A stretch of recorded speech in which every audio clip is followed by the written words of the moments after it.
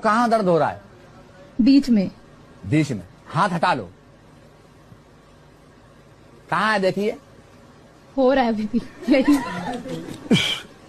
अब बताएं। नहीं हो रहा है अभी भी। आपके कहीं दर्द नहीं हो रहा है? हो रहा है। नहीं हो रहा है। मैं प्रमाण दे रहा हूँ, चैलेंज दे रहा हूँ।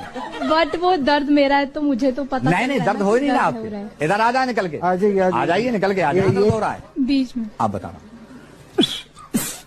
आप बताएं। मुझे दर्द हो रहा है। बिल्कुल नहीं हो रहा है। क्या बोलूं मैं इसमें? नहीं, क्या बोलना चाहिए? डॉक्टर बिलाइक, मैं क्या करूं फिर? जॉब छोड़ दूं? এই সালাদের জুতো দিয়ে মারা উচিত, আর তার থেকেও মারা উচিত ওই সাংবাদিক চ্যানেলগুলোকে যারা এদেরকে নিয়ে শো করে। মতলব ফিস কি ছেলে খেলা চলছে? বেরোজগার, দরিদ্রতা, প্রতিনিয়ত দ্রব্যমূল্যের বৃদ্ধি, এত বড় বড় বিষয় থাকতে এই ভণ্ড বাবাগুলোকে নিয়ে শো করছে, আর জনগণ এই সমস্ত শোগুলোকে অ্যাটেন্ড করে। চলো কি আর বলবো, সবই মায়া।